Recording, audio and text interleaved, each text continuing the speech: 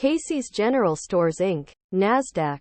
Casey stock fell 5.67%, as on September 8, 9:49 p.m. Coordinated Universal Time -4. Source: Google Finance, though the company posted higher than expected results as guest traffic returned throughout the first quarter. Inside same-store sales rose 8% compared to prior year with a margin of 40.5%.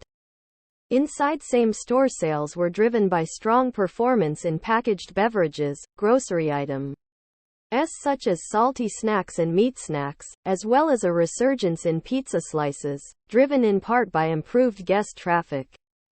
Inside margin was positively impacted by mix shift, both within and across categories and procurement initiatives. Private label products reached 4.4% share of the grocery and general merchandise category by quarter end, which was beneficial to gross margin.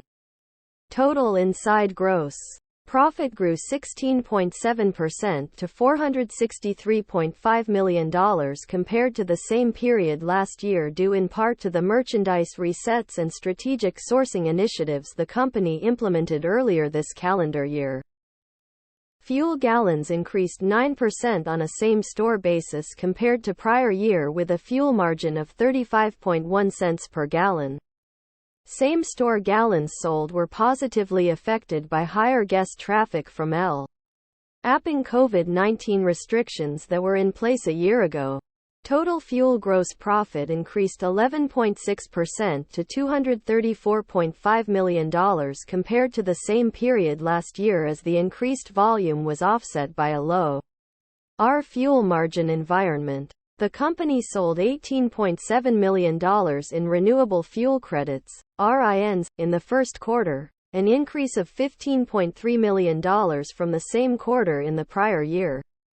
Further, Casey has completed the acquisitions of Buchanan Energy and the Oklahoma Circle K stores in the quarter, adding 137 new units.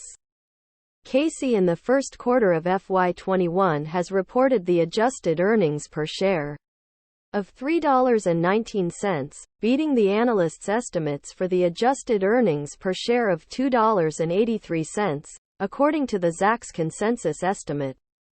The company had reported the adjusted revenue of $3.18 billion in the first quarter of FY21, beating the analysts' estimates for revenue by 3.44%. The company's adjusted EBITDA has increased compared to the same period a year ago on the back of higher fuel and inside gross profit from improved guest traffic, offset by an increase in operating expenses driven primarily by a resumption of normal operating hours versus the prior year. Net income and diluted EPS in the first quarter were less than prior year, mainly due to higher depreciation expense from operating 166 additional stores than the prior year period.